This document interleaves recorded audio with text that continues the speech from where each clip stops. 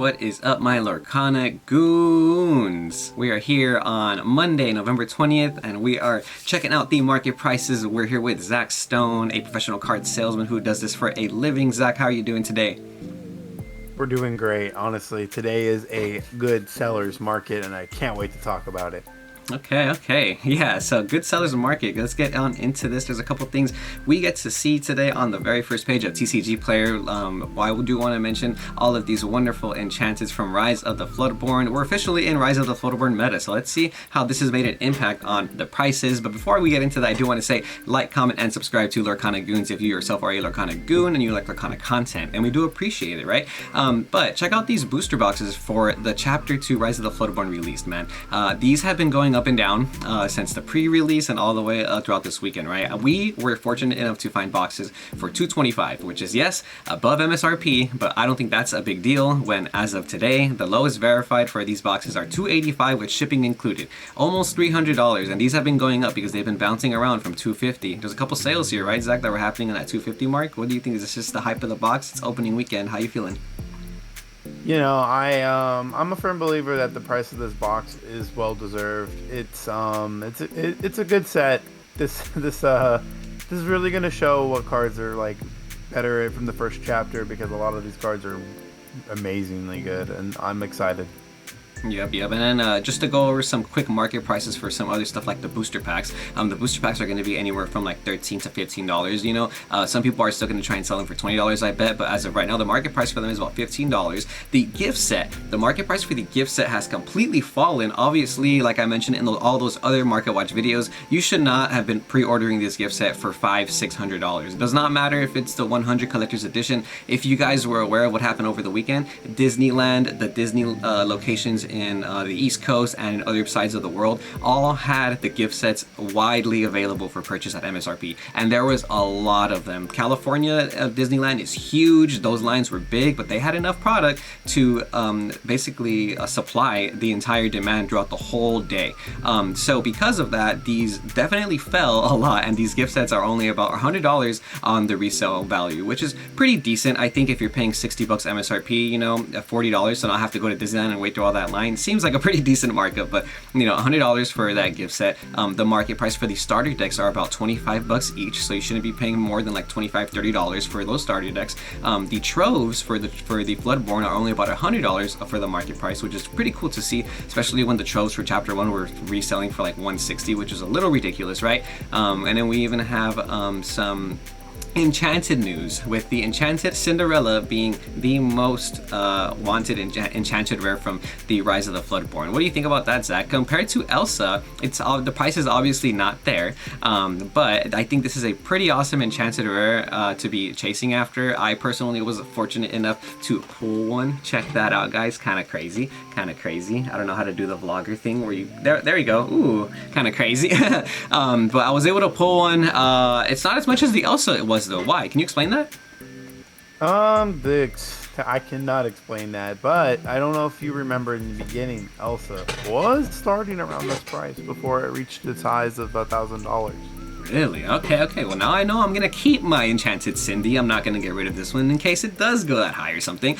But if we want to look at some other Enchanted news, there is an Enchanted Sisu that is on TCG Player. The lowest listing is $450, but I do want to briefly mention that some of the Enchanteds aren't on TCG Player, and you're going to have to find those on eBay for the right pricing, I think. Because although there is some listings that are for $400, $500 for that Sisu, if you go on eBay or 130 point like we have here, you can see that the Enchanted Sisus have been selling for about $200 USD, $285, $275 yesterday. This morning, though, there was a couple sales for around that $200 mark. So from $200 to $300 is what you should be paying for an Enchanted Sisu, not necessarily this $450 price tag that's on TCG Player. So like always, guys, do your own research. Use multiple platforms to get your information. This game is so new, and so there's a variety of sources to be able to check on where you can get cards, right? Facebook, OfferUp, eBay, and it's really important to check them all. But we have some awesome singles to go over, some cards that you're going to need for your deck, starting with Belle, Hidden Archer. This is going to be taking the place right right now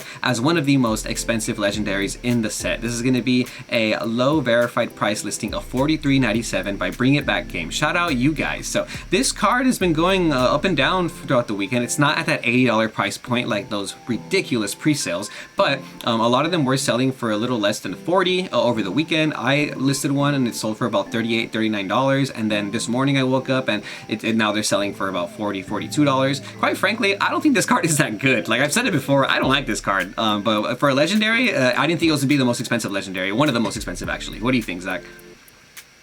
You know, there are some interesting dynamics with this card. A lot of people have been testing out the Beast is Mine with Belle, kind of forcing their opponent's characters to challenge her. And with Prince John, you are going to net some free cards back from each card they discard. So I think this card only can just get better. The second they make a 2-drop Belle for this card to become shiftable on turn 3, I think actually makes a difference. For sure.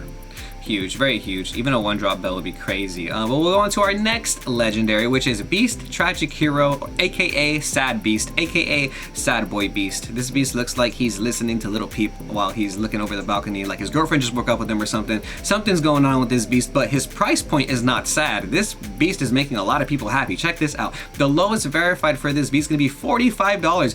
Easily the legendary that people were kind of sleeping on in the beginning of the first day, because these were selling for like $20. Zach, can you believe that? These were selling for $20, $25 on that Friday morning of. With that sales history snapshot, you can take a look of how many sold at that price too.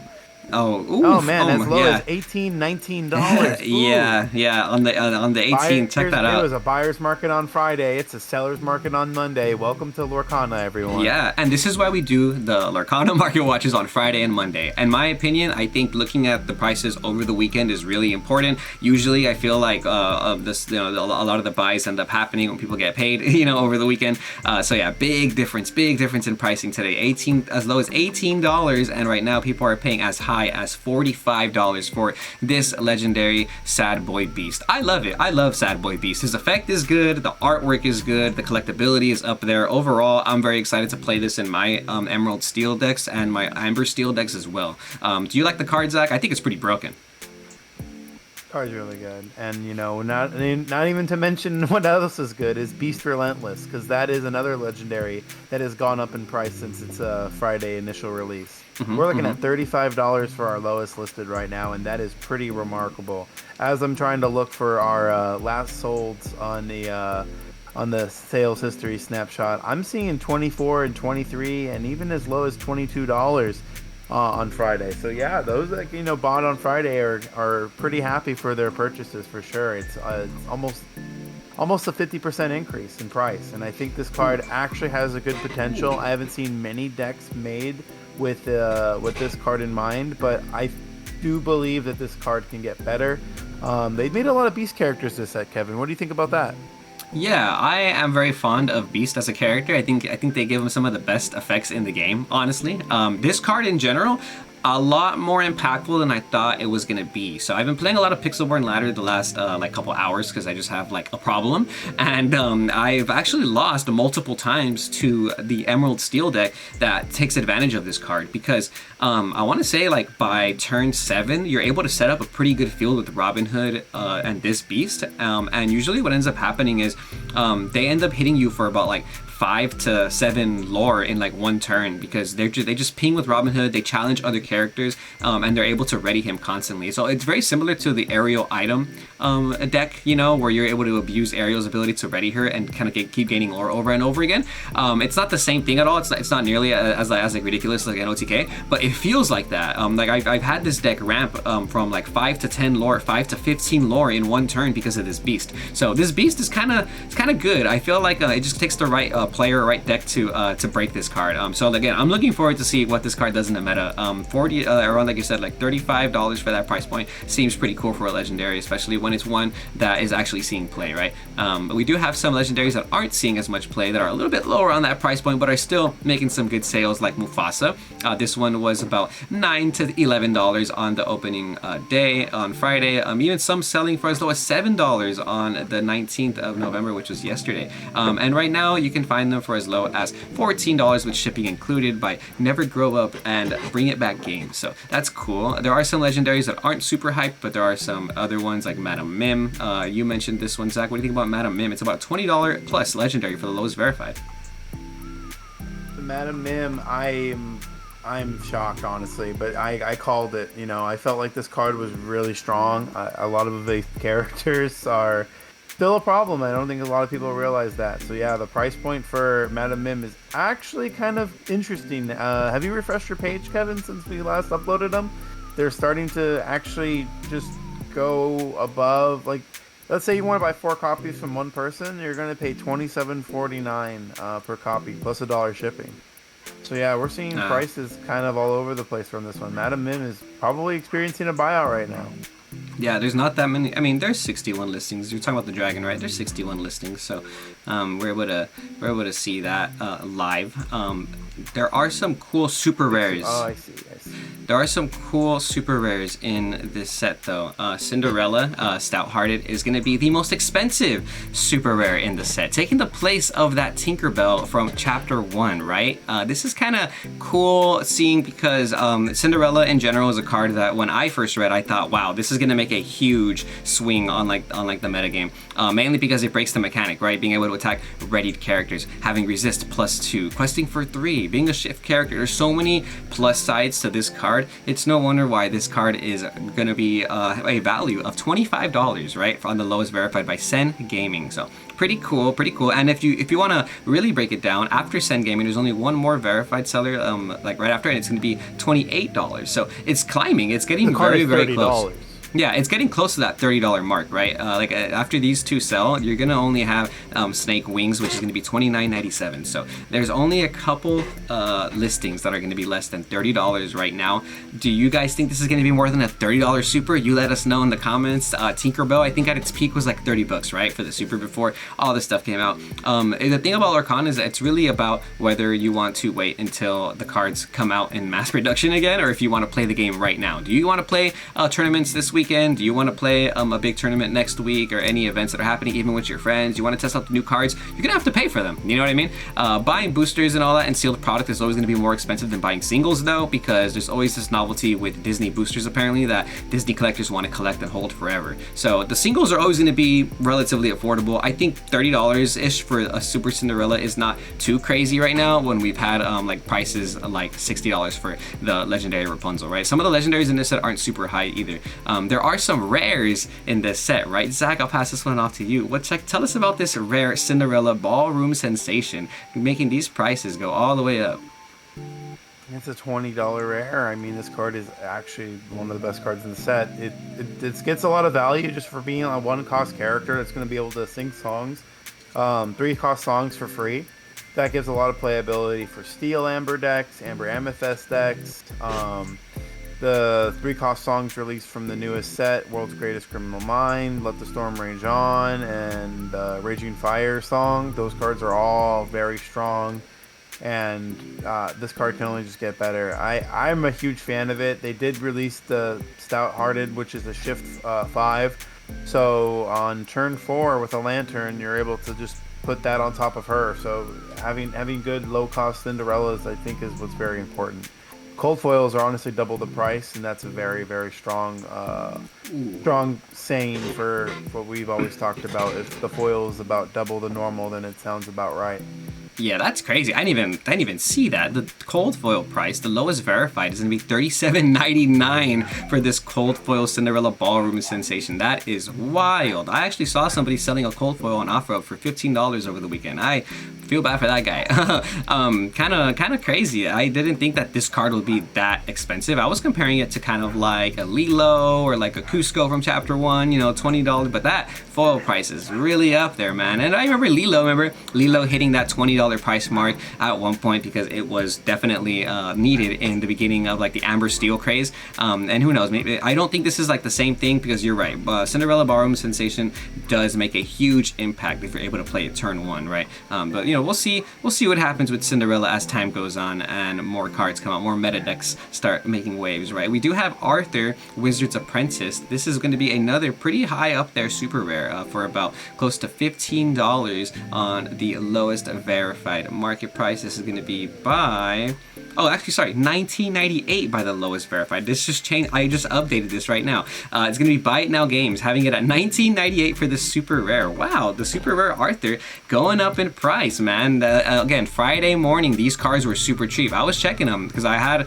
some packs that I wanted to pull, and I was like, what am I looking for? You know, what am I really looking to pull from these packs? But wow, Arthur going from a basically less than $10 super rare all the way up to a $20 super rare in just the weekend. Because if you look all the way, $7 on like, yeah, on the 18th, yeah, on the 7th, on the 17th and the 18th, they're all selling for $6 to $8. Friday was a buyer's market. I said it. I wish I had, you know, extra time to buy on Friday. I was quite busy that day, but I will say I got a good amount of product. I opened up some stuff. I did pull a good amount of Arthurs, and I did pull a good amount of Cogsworths. And Cogsworth is actually a decently priced super as well. Like, I think he started out like at $3 in the beginning, right? Like, what were we saying Friday that, man, why do we buy all this stuff? You know, the prices don't really reflect the same. And then what do you know? It just took a weekend for people to start wanting to play. Yeah, and I was kind of feeling like that too, man. I was feeling a little, I'm not gonna say regretful, because obviously opening packs and chilling with the homies, lining up at the LGS, all that stuff, just priceless. I can't take away those experiences. But I was feeling a little like, oof, like what the heck? What did I just spend my money on? Because the prices were so low on Friday, and I even was like hesitant about buying some singles because I spent so much money on sealed product, and I was like, I didn't even get to open the sealed product on Friday either, so I didn't even know what I had pulled yet. So I was like, do I buy some singles today? Do I not buy some singles? Because I wanted to play some decks, right? And I was pretty confident on some cards, but I did not expect stuff like Arthur to just start experiencing buyouts, right? Another card I didn't really expect to even have a high price in general was Cheshire Cat. These are almost like $10 on the lowest verified, which is still pretty high because again, Friday these were like selling for like $5-6, which is the super Cheshire Cat, and there's not that many listings on the verified level either. So after that, you really start getting close to that $11 mark. So that's a cool one too, man. There's a couple other ones. The Queen Commanding Presence. This is a starter deck card, but because it's so popular, the foil for these are already going to be about $6-7, bro. The lowest verified TCG person we have with more than 1,000 sales is already going to be having it listed for like $10. But if we go to even these people with 300 sales, it's about $6, $7 for this foil Queen. So if you have the foil Queen from the starter deck, guys, make sure you're getting your value out of those, because this is not the same thing as having like a foil Moana or a foil Simba from the starter deck. No. This Queen is actually really sought after. It's a really good card too. I just want to talk about how it's a five cost character shiftable by paying 2 on top of a 1 cost Queen that they just released. Yeah. Ridiculous. So it does make sense why this price, why it's getting this price for being a starter deck card. But a lot of players want to play 2 to 4 of them, and obviously you don't want to buy 4 starter decks. You don't need that many starter decks sometimes, in this game. So, but you might just need to buy 4 Queens. World's Greatest Criminal Mind is a very popular Amber card that is a rare that has been jumping up in price over the weekend. The lowest verified is going to be $7.98, almost $8 for this rare, and it was selling for about $3 on Friday. You saw that too, right? Oh, dude, it's $8. Yeah, no, this card's crazy. I mean, it works well with the Queen because the Queen gives any character the 4 strength, and if they got 2 characters, the other one's dead when you play this card. Yeah, that's a little wombo combo that you've been telling everybody about over the weekend, Zach Stone. You're leaking the plays. That's what we're here. That's what we do here at Lorcana Goons. We teach everyone how to be better goons, better players, man. The World's Greatest Criminal Mind is a really strong card too, because in the Amber Steel Mirror match, you're able to use it against the opposing Cinderella. It's really hard to clear that Cinderella, but when you have World's Greatest Criminal Mind in your hand, after they drop that Cinderella, you feel really good about yourself. Let me tell you. Yes. And another one is Shere Khan. I mean, Shere Khan is another card we've seen creep up in price because it started out very low, very low. I think it was like $2 or $3 rare, and then now we're looking at almost $12 when we average it out. Like if you're buying 4 copies from one person just to get your play sets, you are paying $11 each plus $1 shipping. And that's another thing to always mention is that like when you buy your cards from different people, you don't always get them at the same time. And yeah, it is unfortunate, but that is why we should like to shop and look at all different options and just see what price makes sense. If it makes sense for you to wait, then that's what I tell you to do. But if you need all 4 copies in one shoot, definitely shop around. There is an option to find people that sell it for more quantities. Yeah, that's the thing about TCG Player. A lot of sellers are savvy enough to only list 1 copy of a card per time because you have to pay $1 shipping for that each one separately, right? And so normally people have to buy from different sellers. That's why I do like to prefer to buy cards in real life or something like that. Try and get a little bit more of your value. But yeah, you're right, man. The Shirkons were selling for like $4 on the 17th, and now $10 and still going up, bro. Can you believe it? We're already seeing some pretty hyped up prices for some rares on Rise of the FLOODBORN. Pinocchio's another one. This is going to be a $10 rare minimum. This one's been jumping around too because after that $10 mark, we have a couple people who start listing it for $11, $12. So it is getting pretty competitive. This is a 2/1/1 with 3 Lord that honestly, like, is going to see a lot of play this format. So I can see why this is a $10 rare. But can you believe that we're already experiencing our first buyout with this rare, one of the most hyped rares from the set, Prince John, because you need Prince John for the discard engine. Check it out, Zach. There's only 9 listings left. This morning when we were talking, I was looking... Kevin, we're gonna do a live purchase right now. We got a near mint cold foil at $13.11 with 78 shipping. That's being added to the cart as we speak. I do see it right here. Yeah, that is right. Yep. That's kind of crazy. Yeah, so that's the near mint cold foil, and then the next listing after that is gonna be it's 11.79 with 2.19 shipping. What the heck, dude? Earlier today, these were literally... Oh, there's only 4 listings for the non-foil, actually. Wow, that's crazy. For non-foils, it goes Fine Lux Cardboard with $11.79. After that, we have 2 non-verified sellers, and then we have the next verified seller, Kitchen Table Games, listing it at $20. Wow, Prince John, about to be a $20 rare, getting bought out. There's only 4 listings on the non-foil with 5 listings on the cold foil. We're experiencing our very first buyout of the Rise of the FLOODBORN season, Zach. I think Prince John is, like, obviously needed for your discard engine if you're gonna play the discard deck. I don't think the discard deck is all that good personally, so I'm not gonna be playing it, but wow, I'm for sure gonna be getting rid of my Prince Johns this weekend. Is it gonna see like Cusco craze? Is it gonna see the Lilo craze? I don't know, but I can definitely appreciate this price today. You bought one right now? Is that what I'm hearing? $15, yeah, just bought it. All right. For a cold foil. For cold foil, not bad. Yeah, that's a pretty good price when the non-foils are already basically gonna hit that price, right? In the next hour or so.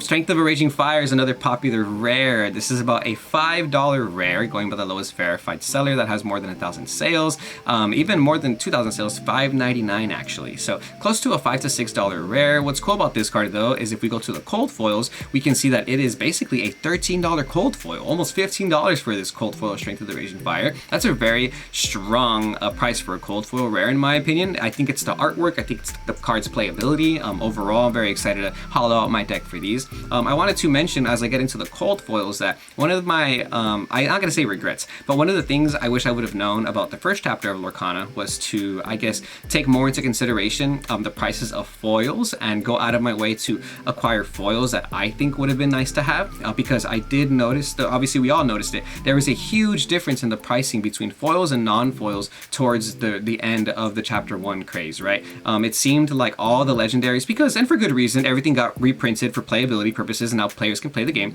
The non-foils became the go-tos and ended up being really cheap, whereas the foils definitely kept their collectability. It turns out legendary foils are super hard to pull. In general, good foils are hard to pull. I feel like most of the time the foils are bulk, you know what I mean? So when you have a good foil, I definitely think you should keep it or get your value out of it. So I do just want to say that as we go into Rise of the FLOODBORN, make sure you get your value out of your foils and make sure you start thinking about the long-term collectability of your foils in your deck. Yes, and especially Hiram Flaversham being a comparably noticeable difference between their normal and cold foil versions. We're at $2 on your normal and your cold foils are $8. So guys, it is a cold foil like hodl, if that makes sense, because yeah, it only makes sense too. The cards are just not guaranteed at all, but they're harder to get in foil versions for sure. And a lot of people chase foils for long-term holdings, and I gotta admit, all shiny deck looks pretty cool. Yeah, no, I definitely gotta agree with you, man. It feels really cool to be able to play a foil Flavor Sham, just as cool as it feels to play a foil Merlin Rabbit, so I can draw extra cards, right? If I want to foil out my Merlin deck, I should be able to foil out my Merlin deck. The foil Merlin Rabbit is gonna be like a $6 rare. Yeah, check that out, man. $6 rare for this dude. You get them non-foil in the starter deck, which is cool. But if you want foils, you know, there's that collectability there. You pay a little bit more, and if you pull it from a pack, there's your pack money back, guys. Right? Get some trades out of that. Another great one that you can combo off with your foil rabbit is the foil fox. You get your pack money back from the fox too. Yeah, I was about to say it's like a $4 or $5 rare.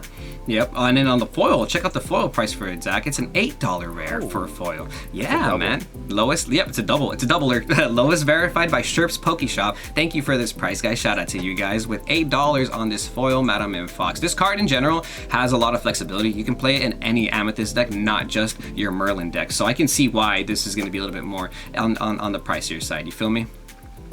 Yeah, and we got a few more foils we want to talk about. We got Daisy Duck Secret Agent. That one right now is a $3 cold foil. Pretty good card with Prince John. I think the curve works pretty well with on 3 and on 4. And Prince John does get a lot of value. I feel like in combination of like Amber decks with You Have Forgotten Me. But I've also seen a lot of people just play like a hand control deck with Amethyst, and they're just kind of playing more tempo cards and just relying on the Emerald Engine to just get the discards off.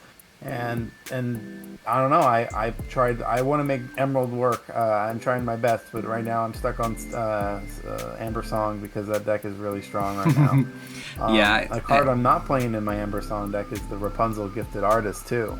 That card though is a foil of $5 in comparison to just $1. What do you think about that?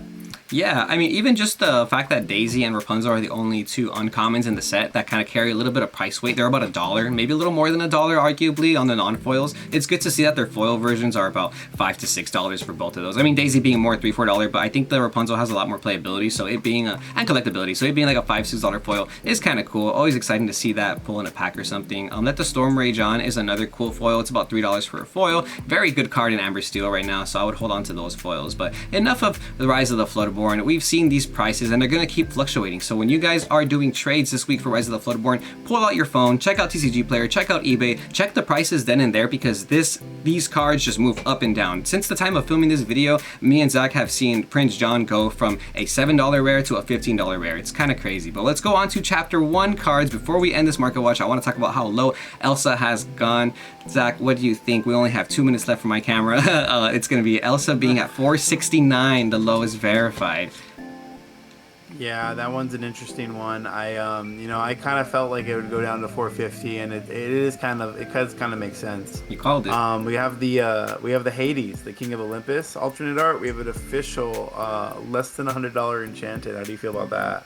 Oof, wild. I mean, I figured it was gonna be this one because this is like the least cool one in my opinion. But less than $100, did not ever expect it. Rapunzel Gifted with Healing, the most expensive legendary in Chapter 1, is going back up in price. These were selling for less than $50 over the weekend, and then especially after those reprints. But as you can see, still very relevant in today's metagame, at the lowest verified being $50, which should be included. A lot of sales happening on that $55 mark too this weekend. A couple more things. Maleficent Monstrous Dragon back at $25 for the lowest verified. Pretty cool. Hades back at $24 for the lowest verified, and Tinkerbell going back up to close to that $15 mark with a $14 verified seller. Crazy deal. Shout out to you guys for these low Tinkerbell prices. This card's going back up though, so keep on the lookout for that. And that is all for today's market watch. I do want to thank all the Lorcana Goons for sticking around and keeping up with these prices. Remember to tune in Mondays and Fridays to Lorcana Goons for these market watch videos. Stay tuned to Anything Lorcana else? Goons. Yes, stay tuned to Lorcana Goons. Anything else you want to say, Zach, before we call it a day? Buy your cards. Buy your cards when you see good prices. Don't hesitate. Don't wait. Don't regret it later. Yeah, seriously. When you feel like you have an inkling, I definitely think you should go with your gut. Especially with this game right now and the way these card prices are, it's a little wild out here. It feels like the wild, wild west. But that is all for Lorcana Goons. Thank you guys for watching. Remember to like, comment, and subscribe if you yourself are a Lorcana Goon. We appreciate you, and we will see you goons next time.